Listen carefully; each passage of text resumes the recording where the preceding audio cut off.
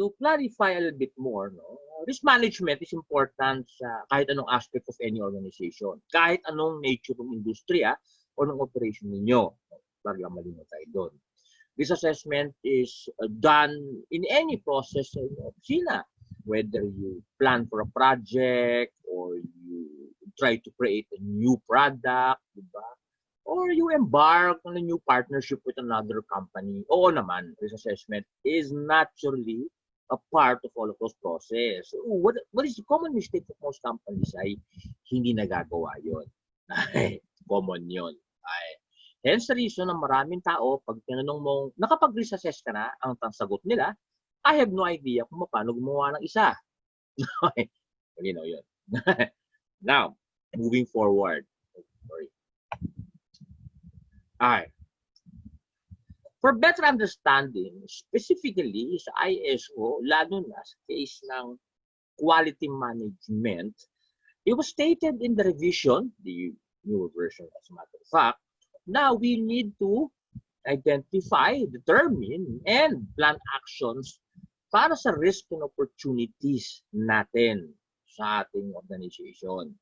Specifically, sinabi ng ISO yan. Majority ng quality management officer, nawala dyan. Kasi technically talagang, ano to? Paano gawin to? I haven't done this before. For those who nakapag-practice, okay yun. Adoption lang of whatever method they have, walang problem yun. It should work fairly enough to support the requirements of the ISO. Para sa hindi pa nakagawa, challenging ito. You see, kung hindi mo gagawin yan, at if ever you intend to go for certification or surveillance audit, maintenance ng inyong certificate, wala yung risk assessment, maaaring hindi kayo pumasa. Technically because it's a mandatory requirement na. Now, the idea of this is binigay ng ISO yan because understandably, yung publication and release, specifically pang sa case ng quality or any ISO, the objective is to enhance the business and provide good services sa inyong mga customers at clients. O naman, to enhance the experience and the relationship and the satisfaction ng inyong mga customer. Kasi kung meron kayong risk na makakasama doon, hindi mo ma-achieve yung objective na yun. Hindi mo mabibigay talaga yan. Kahit anong pangako mo pa sa ibibigay mo, kung ang sasama ng dumarating sa'yo, hindi mo maibibigay yung target na yan o yung objective na yan.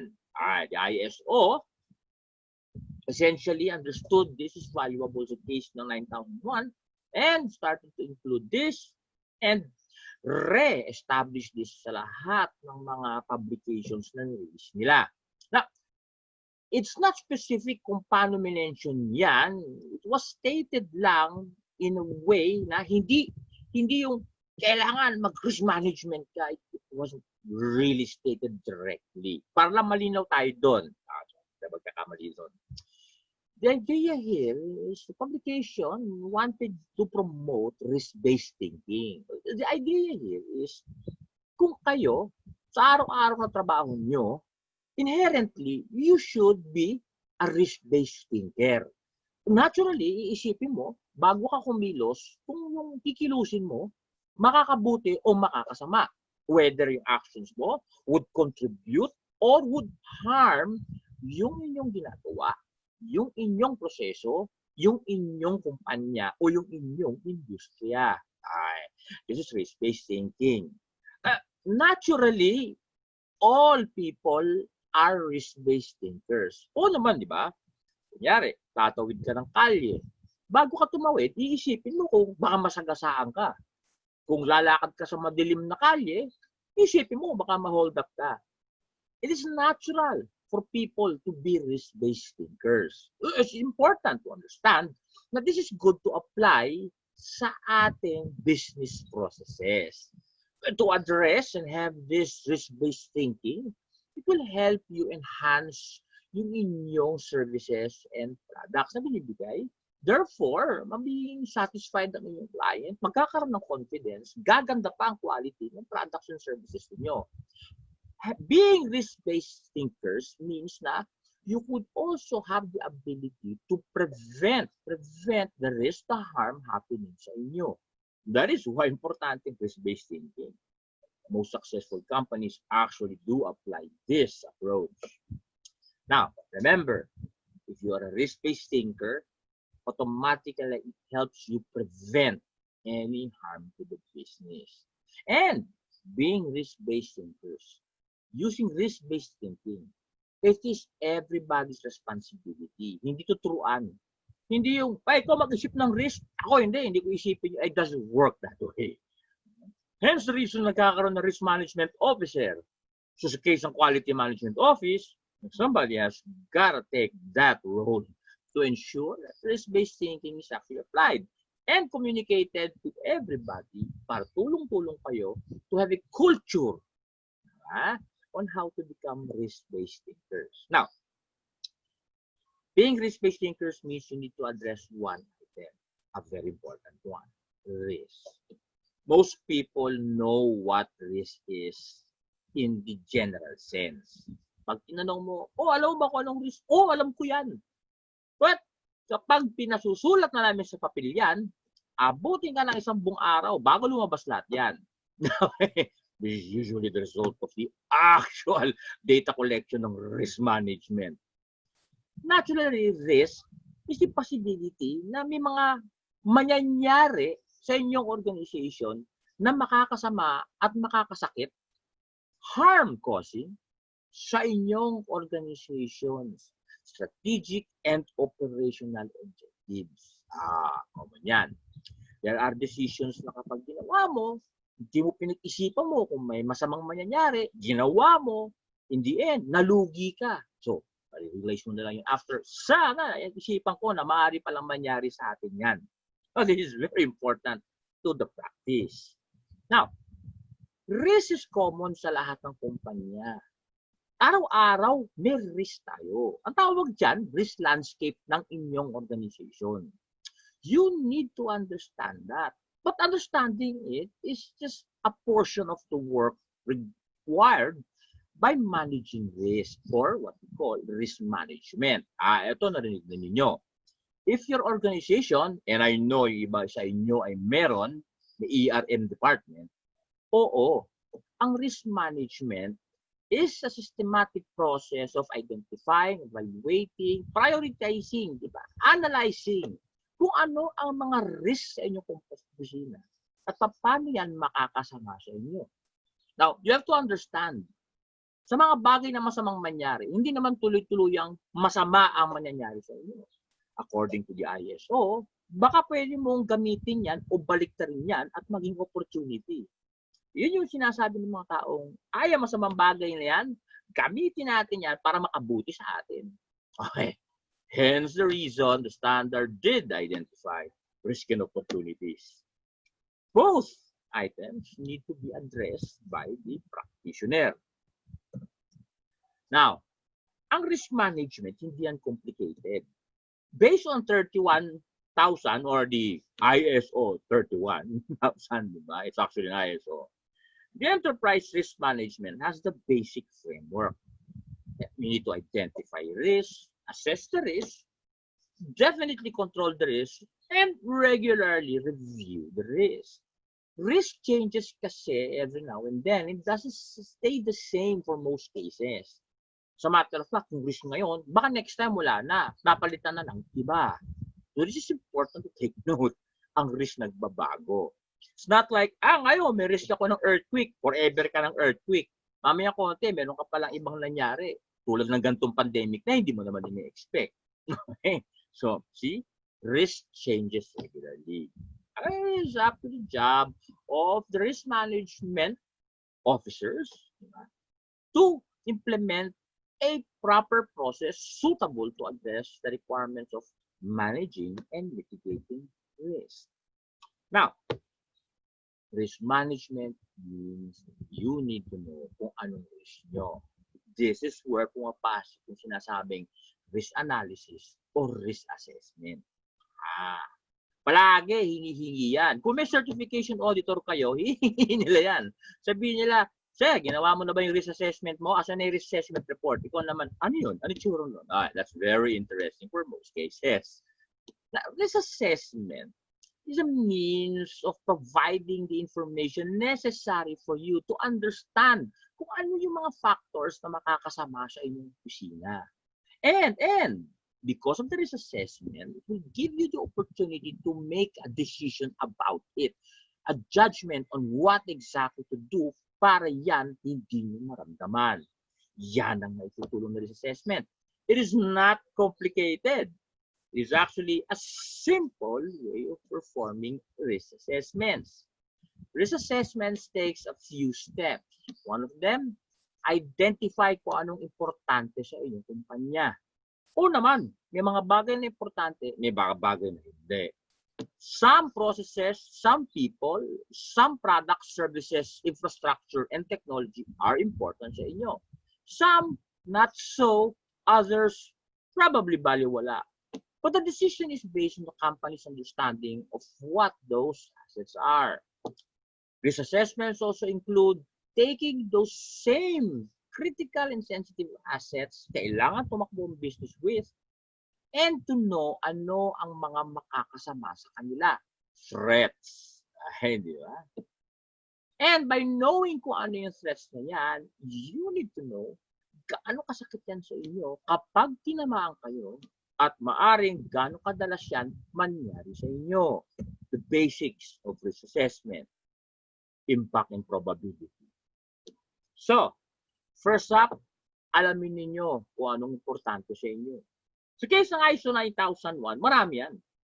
Importante sa inyo yung mga proseso ninyo, importante sa inyo yung mga tao ninyo, importante yung galing at kaalaman ng mga tao.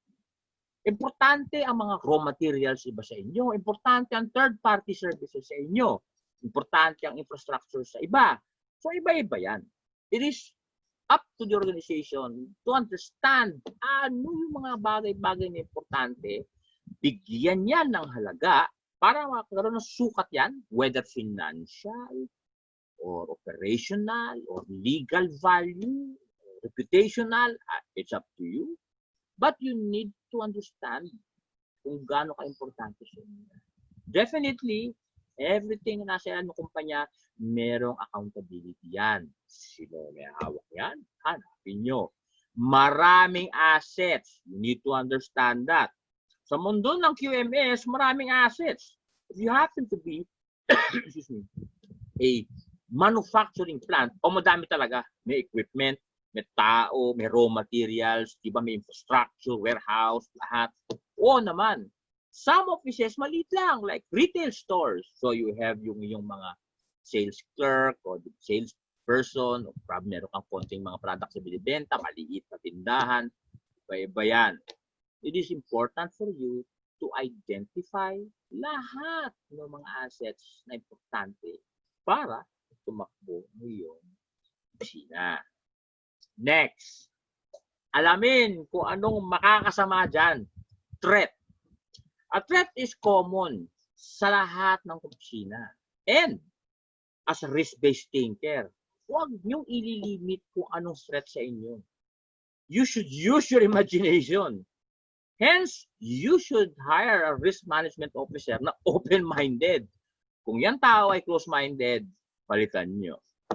It needs to be a person who understands threat may come from everywhere, maging environmental, technological, or galing sa tao.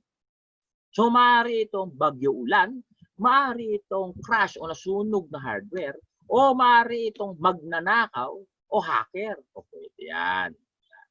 Always remember, a threat may be external, which is the common concept, but do not forget, maaring internal. Maraming threats successfully exploited dahil lang galing sa tagaloob. Tagaloob ang gumawa. Most successful, anyway, harm na ginawa sa kumpanya were made from insiders, statistically speaking. And do not forget that threats may be deliberate, pero kasama na rin din yung aksidente. Oh, yan. So, that means kung iisip ka ng threat dun sa importanteng assets nyo, isipin mo na lahat ng tingin mong tunay na maaari o pwede o dating nangyari o ngayon nangyayari sa importanteng assets ng kumpanya nyo. Now, threats don't just harm you. Threats will harm you kung may pagkukulang kayo. Pagkukulang, technically meaning, vulnerability. Most people understand threats, they kind of forgot vulnerability. yung weakness, yung pagkukulang, yung weakest link ng chain ninyo, yung butas ng inyong mga proseso, butas ng inyong trabaho, butas ng inyong organisasyon. Yung mga pagkukulang na yan, dyan pumapasok ang threat. Tulad ng, hindi mo nilalak ang opisina ninyo pag umuwi ka ng alas 5. Yan ay pagkukulang. So, pag yan ay nakita nung magnanakaw, the threat, sisimutin ang inyong tindahan. So, you are welcoming the threat dahil meron kang vulnerability sa opisina. We need to identify yung mga pagkukulang. Ayan. We take two items important to address risk sa ating organization because threat and vulnerability represents the risk, a potential that if in-exploit ng threat yung vulnerability, masasaktan kayo, yung trabaho nyo, yung department nyo, yung opisina nyo. Ayan yan. It is important that we assess the risk by determining two important attributes. And this is stated in 31,000 at sa lahat ng best practice sa buong mundo. Risk is valued by two attributes, probability and impact. The formula is right before you. There is no other formula for that. That is already the general formula for scoring risk. Well, how you evaluate it, how you provide a scoring mechanism, that is up to you. Nobody's forcing you kung paano mo i-score yan. You can score it quantitatively or qualitative. Aside nyo yan. Pwede mong 3-point system, high, medium, low. Pwedeng 10-point system. Medium high, medium low. Aside nyo na yun. There's nothing wrong with choosing your own method. What is important, you have performed risk assessments. Risk assessments therefore refer to the assessment of threats, exploiting your vulnerabilities, determining gaano kasakit sa inyo yan at gaano kadalas maaaring mangyari sa inyo yan. Yan ang laman ng risk assessment. By looking at the risk assessment, matatanong mo at masasagot mo ang sarili mo, what can go wrong? How bad could it be? How likely is it to occur? At saka, how do you intend to manage the risk? This time, meron ka ng pinanghahawakan na information, record, clearly stating kung ano ang risk landscape niyo. Yan ang naitutulong ng risk assessment. Yan ang maibibigay niyan. Now, why do we need to do risk assessment? Kung hindi natin gagawin yan, lahat yan manggagaling lang sa hangin. Sa isip natin. Naisip natin na, ay, tingin ko, baka lahat ng mga tao natin matanggal sa trabaho. Tingin ko, baka masira yung mga makina natin eh. Because hindi naman formal yung risk assessment, hindi mo masasabi kung gaano kasakit talaga yan. Malulugi ba tayo? Magkano mawawala sa atin? 200? 1,000? O 1,000,000? Risk assessment actually will give you the requirements of organization regarding that. It gives you an opportunity to review the consequences of the risk kapag tinamang kayo doon. And more importantly, ando doon na kung anong pwedeng mangyari dahil sa mga pagkukulang na meron kayo. Therefore, tutulungan kayo, bigyan ng desisyon yan kung ano ang dapat mong gawin to manage the risk.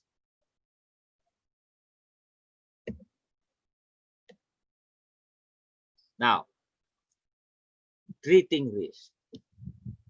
Once you are done with the risk assessment, mababasa mo na yan at mabibigyan ka na ng chance to decide on what to do. Now, deciding what to do takes you into treating risk. And you actually do have, based on 31,000 or best practice risk assessment, kahit saka pumunta, 4 na items lang. Pero hindi mo nadadagdagan yan. Yan lang yan actually. First, you are given the opportunity to decide whether you want to reduce the risk. Bawas risk. So, kung makikita mo na maaring kapag nangyari ang masamang yan, mawawalan tayo ng pera, di bawasan natin yung possibility mangyari sa atin yan. Reduce yun, bawas. Mas maganda nga pag Tagalog ina-explain. Confusing pag hindi. Merong accept. Meaning, alam mo na malulugi ka ng 5 milyon, 10 milyon. Pag nag-decide ka na, tara, i-accept na lang natin yung consequences niyan. Masaktan na tayo kung masasaktan tayo. Accept yun. There are cases that an organization will accept risk. Most organizations actually accept the risk of natural disasters. Because kapag tinamaan ka, wala ka na talaga magawa. That's not given for some cases. Now, meron tayong avoid. You have to remember, avoid is iwas, hindi bawas. Hence the difference between reduce and avoid. You see, sa avoid, kapag nakita mo na kung gagawin mo yan, makakasama sa kumpanya, di i-avoid natin, huwag na lang natin gawin. Avoid yun. Iwas. Bakit ka papasok doon kung alam mo makakasama sa inyo? Hindi reduce yun, ha? Ang reduce, bawas. Papasukin mo yan at babawasan mo yung sakit na maramdaman mo kapag tinamaan kayo. Malinaw yan. Lastly, transfer. Transfer accountability ng risk yan. Kaya nga may insurance. Well, an insurance is a good sample of a transfer risk. Kapag kayo ay nasunugan, bayaran kayo ng insurance company. Sinagot lahat ng nawala sa inyo. Transfer yon. Most organizations do transfer that to third-party service providers. How you transfer that? So you have to decide based on whatever ang kailangan ninyong i-compensate doon sa risk na mangyayari sa inyo. Yan ang 4 na options na papipiliin kayo kapag nabasa ninyo ang risk assessment. You have to understand, yung 4 na actions na yan are only recommended. It is a proposal by the risk management officer or the quality management officer. In most cases, reducing the risk is a better option to select. Sometimes, like I mentioned, depending on business, you could opt the other actions. Mostly it's just reduction. The idea here is to reduce the risk to a certain level. Kung dating mataas ang risk, bawasan natin to a level na, according sa business, acceptable sa kanila. Hence the term na acceptable level of risk. Narinig mo sa mga risk management officer yan. The organization must agree kung ano yung level na yon. Gaano kababa ang mababa sa kanila. Hindi lahat kailangan sagad na mababa at hindi lahat mataas yung kanilang mababa. Depende sa inyo yan. Kung sinabi ninyong, bawasan natin ang 50%, di 50% ang babawasan mo, okay ka na sa 50%. Agree yung business na anything above 50%, wala na, malugi na tayo, okay lang sa amin. Pwede yan, kaya nga tinawag na acceptable. Whatever ang decision mo, you need to propose that to management or the business.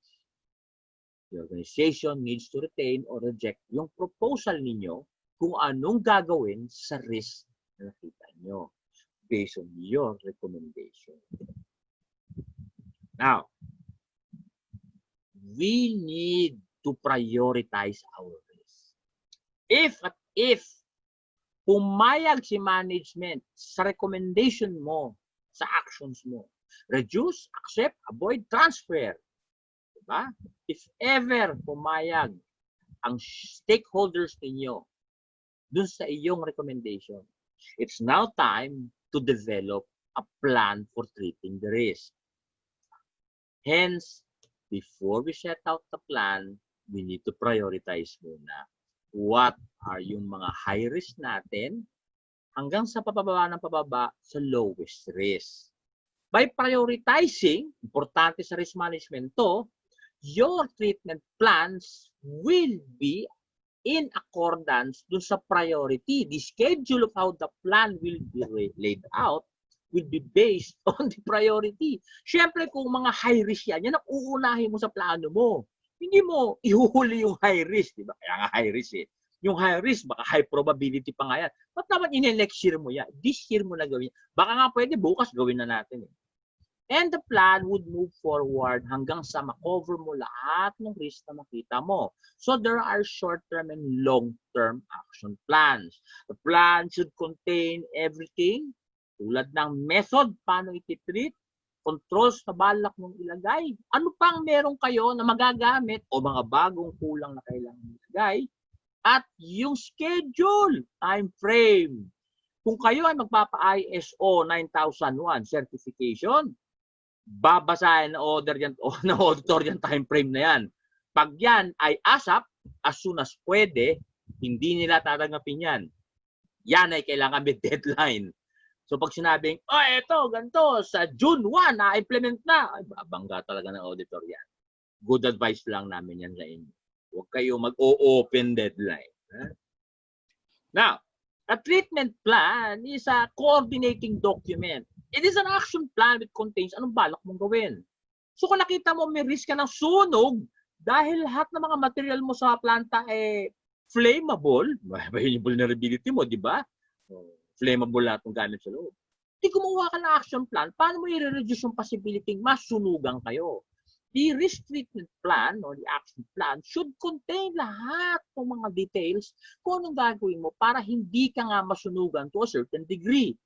Hence, the plan would contain installation of firefighting equipment, fire and smoke detection, training personnel to perform fire drills and become fire marshals, how to use the fire hose. Lahat yan, nasa plano yan. Now, kung meron kayo naman ngayon, the plano would probably enhance on how you intend to perform lahat yon or determine kung anong kulang para maidagdag at kumanda lalo yung control na nilagay ninyo. Now, in creating a treatment plan, it's important na hindi kayo mag-create ng plano ng basta-basta. You cannot create a plan wherein you just decide na, ito, bumili tayo, ito, maglagay tayo. Maraming mga kumpanya nagsabing, kailangan ng fire extinguisher, lahat ng floor, sige, lagyan natin. O, lagyan, smoke detector, lahat yan, di ba? O, lagyan natin. Only to realize na magastos. Naturally, management, and this is important para sa mga nag-ISO dyan, needs to approve the treatment plan for implementation. Plans need to be cost justifiable. Sa madaling salita, yung mga controls na nilagay ninyo, kailangan hindi sila lalabas dun sa mawawala sa inyo kapag tinamaan kayo ng risk.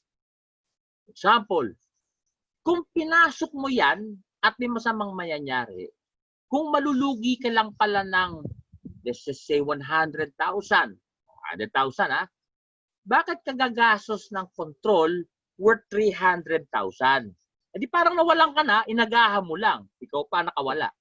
It is important to compare the potential cost of an incident before you implement the right control. So, ibig sabihin nun, hindi basta-basta mag-recommenda ka ng actions to purchase this and purchase that and pay this and pay that. Remember, for most cases, yan talaga ay kailangan i-approve pa ng management. So, kaya sa mga magpapa-ISO, naman, the risk treatment plan must be signed and approved by management bago i-roll out lahat ng controls na nakalagay dyan. Now, yes. I thought there's a quick question here sent to me privately. Sure. The RTP risk treatment plan is a separate document from the risk assessment itself, right? Para malinaw tayo, this is documentation issue na. Yes, the risk assessment is a totally different record from the risk treatment plan. This is the term we are giving. You can call it whatever you want, di ba? But the risk assessment contains the evaluation of risk, the risk na meron kayo, the probability and impact, di ba? Measures, scores. And then the treatment plan is where the actions na gagawin mo doon sa nakalagay sa risk assessment. So there are two different items actually. Well, technically, ganun yun kasi pa-approve mo yun eh. But some people create a template where pinagsasama na lang sa isa yan. Okay lang yun. It's a design issue on how you write it. No? Walang problema yan. All right, thank you, Ted. Now, controls. Hindi lahat ng controls kailangan paggastusan.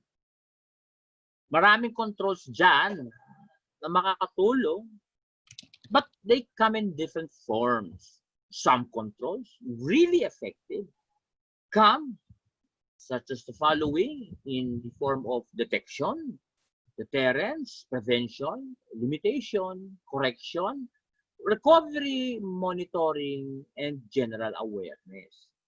Tingnan mo yan, awareness lang, makakatulong yan. Remember earlier, minention natin na gagawin mo, i-embed mo sa culture ng organization ang maging risk-based thinkers. Awareness lang yon. Kung pinaalam mo sa mga kasama mo sa opisina, naisipin natin kung may masamang mangyayari bago natin kilusin. Awareness yan. Pinopromote ng Quality Management Office yan. Sa mga kasama sa awareness campaign niya yan. If you actually do have a quality awareness campaign, you promote risk-based thinking, therefore you create awareness.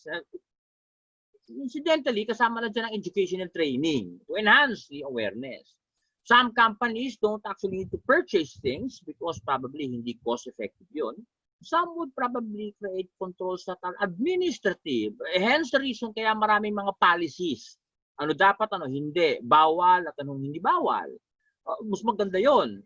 Usually it prevents preventive people from creating mistakes or doing things na hindi dapat kasi makakasama sa kumpanya. So, ito mga controls na to, maaaring ganyan o combination nito mga to. There are cost-effective ways of detection. For example, deterrence. Ito, maganda yung deterrence. Sa ibang kumpanya, lalo na yung nagtayo ng malaking building, magastos palagyan niya ng CCTV camera, bawat pintuan, bawat floor, bawat kwarto. Ako, my goodness. Para lang sa magnanakaw ng cellphone at laptop yun, ha? Punuin mo na CCTV lahat yan. Ang ibang kumpanya, naglalagay ng dummy CCTV. Yung CCTV na peke, ayun, mura na, effective pa. It is a deterrent tool, para malaman ninyo, and works wonders.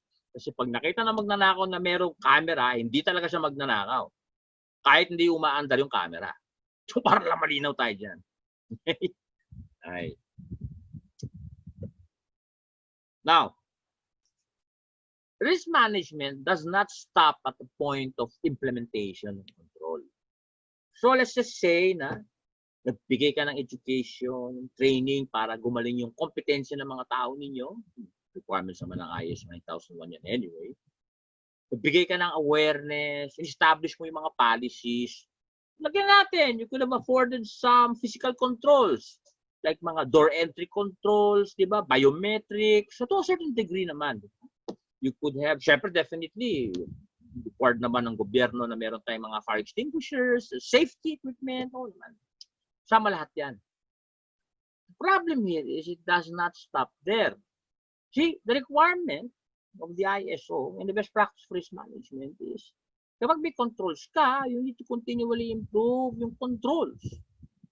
You see, every time you perform a risk management risk assessment cycle, every year, as a matter of fact, sa case ng ISO, you need to perform risk assessments every year regularly. Therefore, you will re-review, again, re-monitor, again, lahat ng controls na sinalang mo. The objective here is malaman mo kung bagay pa sila, suitable or adequate. As a matter of fact, kung effective. Baka nga naglagay ka ng control dyan, hindi naman napipigilan yung masama. Okay. You need to discover that. We need to measure yung ating controls for effectivity. We need to continually improve lahat ng mga controls na nilagay natin. Lahat ng mitigating measures para sa ating risk. We need to continually improve our awareness programs, education programs. We need to have visibility, management, support, reviews, visibility. We need to perform audits. alam naman ninyo kung magpapa-ISO kayo, talaga may audit yan. Part ng internal audit ninyo is to check on the risk management and the risk reports, di ba? We need to analyze events. Nangyayari ba? Nahuhuli ba ninyo? Ano kasama nangyayari sa inyo? We need to measure the effectiveness of controls and definitely perform corrective and preventive actions kung yung mga controls na sinalang nyo ay hindi nakakatulong o hindi maganda. Okay. So, sa haba ng panahon, well, at least a 3-year cycle ng ISO 9001, di ba? Dapat maganda na yung inyong mga risk mitigating controls. Which means, mas maganda control, sa haba ng panahon, mas maganda tapon. The end result, you actually did meet the expectation of the quality management system. The end result, you will have quality products and services, and you will have satisfied customers. This is what risk management, a quality risk management, should contain. Do we have any questions? All right, Ted. Yeah, again, as always, it's amazing how you compress an enormous amount of information into roughly about 45 minutes. So you did a fantastic job today. 45 minutes to be exact. I think you have mastered putting all this information into a sizable 45 minutes. Anyway, I have some quick questions here from our audience, Ted. Most of them are sent to me privately, though. So, sige lang. one of which is this: how are you going to use risk assessment in this current situation where we are in right now, meaning the pandemic, the COVID-19 virus, and all that? Does it mean that it should also be included in your risk assessment matrix and RTPs and all that? The answer is yes. As a matter of fact, matagal na dapat kasama yan. Pandemics are actually one of the top listing risks in any organization noon pa. Mm-hmm. It is a concern of quality and better yet, a concern of people in charge of business continuity if you actually have one. Mm-hmm. So talagang kasama yan noon pa. Dapat na-prepare na noon pa yan. For people na nakapag-prepare na yan, nakapag-risk assess na for pandemic, yan yung mga offices na noon pa, before the COVID, no? Yan yung mga offices na meron mga alcohol gel sa elevator, di ba? Sila yon actually. Naramdaman na nila noon na maaring mangyari yon. So, napagplanuhan ng lagyan ng control yon. Okay. So another question here. Just this may be basic question, Ted, but I think it's very important for us to address it. The question is, of course, you start first with the identification of asset, meaning what are the most important for you, and then the second step there would be to identify what threats or vulnerabilities or impacts as far as these assets are concerned, right? And so the question here is, I think I also asked you this question. It's possible to just come up with one and the same risk assessment matrix and RTP, right? You don't need to separate these two documents, or you can as well. I mean, what do you suggest? Well, physically, oo naman, pwedeng magkasama. But remember, ibang sign-off ng risk assessment, iba sign-off ng risk treatment. The risk assessment will contain this assessment, the evaluation of risk. And then, yung nirecommend mong action. Okay. Pa-check mo pa yan sa management. So, may approval yun, may approval. Right. Hanapin ang auditor yun just in case you want to go for an audit. Okay. And then, pagka in-approve yung action mo, tsaka kagagawa ng action plan. So, basically, magandang magkahiwalay yun. But for understanding purposes, for the risk management officer who used it for evaluation, physically, pwede naman silang kasama sa isang mahabang worksheet o template for better reading yun and understanding. All right. Management issue. Okay, good. And then we have another, I think it's not a question, but oh yeah, it is. Do you have a sample of a risk assessment template from Bernardo Avena? Bernardo, let me do this announcement now. We are actually, Ted and I are running a full-blown course on this risk assessment. We're planning to do a 1 to 2 day course for this. So when you attend that course, we're going to include these templates or forms. No? So As you can see, this is just, again, an overview of what risk assessment is. So we'll let you know. Mike will coordinate with you as to when the schedule of the full-blown course for this, okay? So we'll be providing templates, forms, samples, case studies, and even you get a copy of the presentation, as well as, of course, the certificate of completion for that. Thank you for the question, Mr. Avena. Another question here, Ted, for you is, I'm not sure if if the participant is serious about this, but she's saying that, Sir Ted, would you recommend that the risk manager is a person with a healthy dose of paranoia? Maganda yan. Matagal ko na sinabing, oo. The more praning the tao, the healthy siya for the practice. See, like I mentioned, hindi maganda yung thinking niya na, sa amin, hindi mangyayari yan eh. Ay, masama yan. Huwag ka kukuha na risk management officer na ganun mag-isip. Di ba? Kailangan yan yung taong, tingin ko, baka may masamang mangyari yan. Teka, titignan ko kung ano masamang mangyayari dyan. Yeah. Yun yung kailangan yung tao.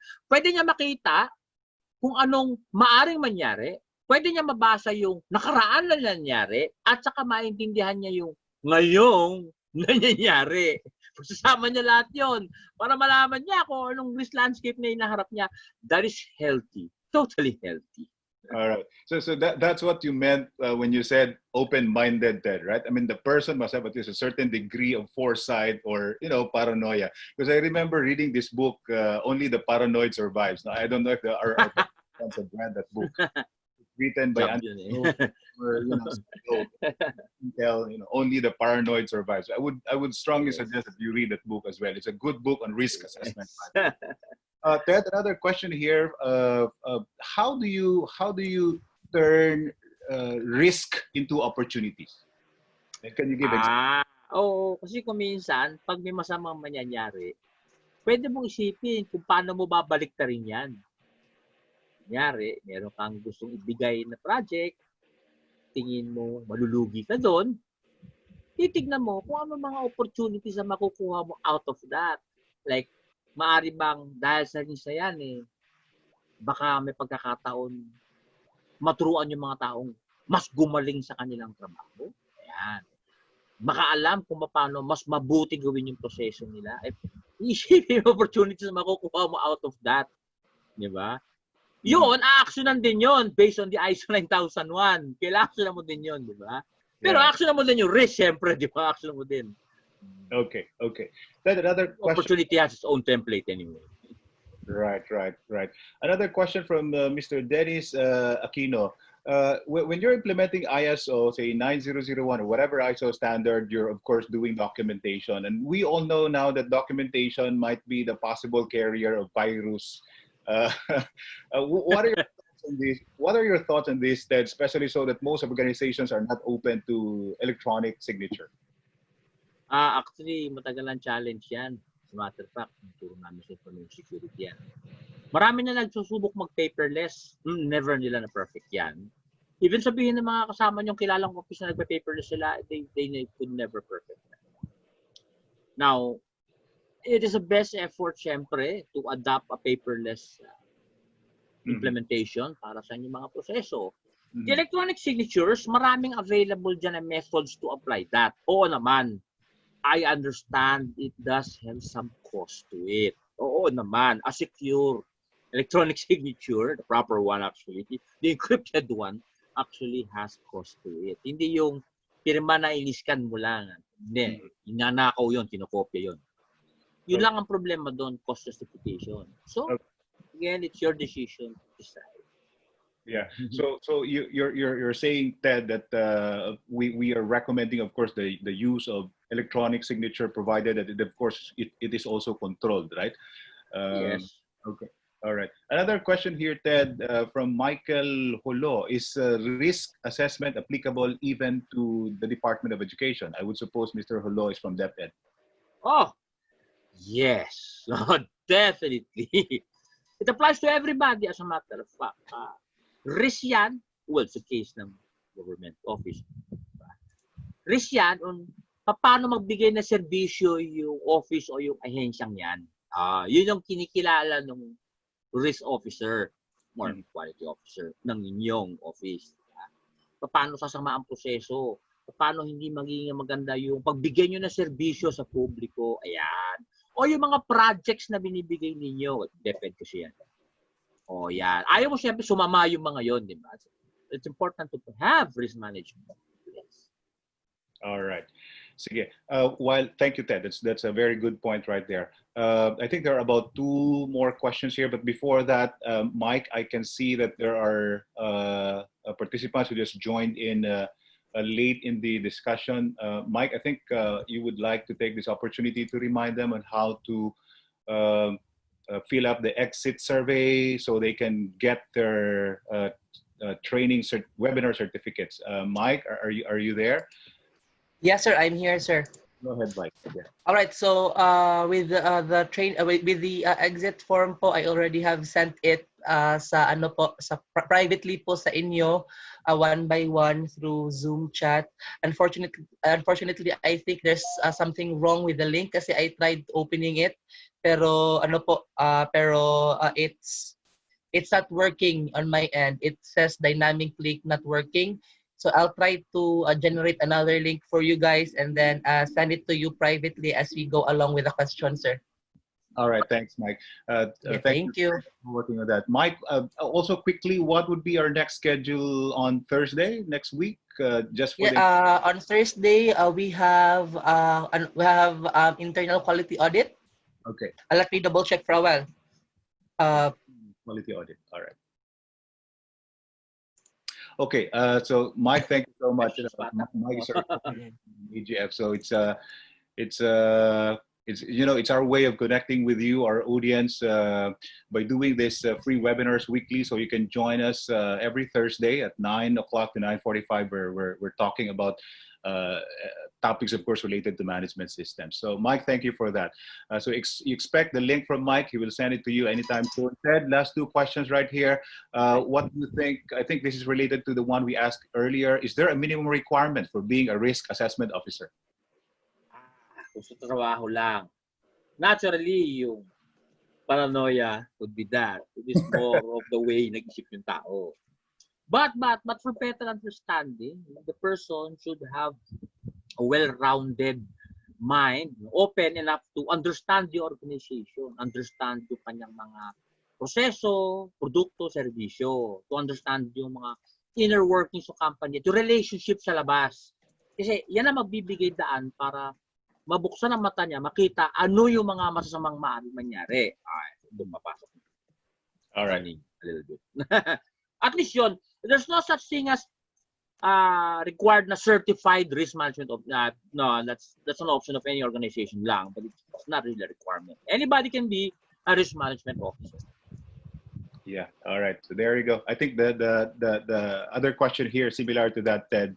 So yeah, I think that's it for today. We're asking for the copy of the recording. Yes, we're going to upload this in our website and in our YouTube channel. So please feel free to go there and you can get access to a copy of this recording. Give us about 7 to 14 days and we'll repost it there. Okay. So Ted, yes. Yes, Mike. Go ahead, Mike. Yes po, sir. With regards po pala sa exit form po, I have sent the link po. Initially po, I said earlier na hindi po yun working. Actually, it's working po. All you have to do is to remove the dot po at the end of the link. Anyway, I have sent po the link po to everyone. Ito pong bago po. So please check it out, fill it out po, and then only those who will successfully and completely submit the exit form shall be given po the certificate through email. All right, fantastic. Thank you. Po, it's only open up until 12 noon. Up to 12 noon. Okay. Thank you very much, Mike. Thank you for organizing this, Mike and Lian. And again, Ted, maraming salamat. You are amazing as always.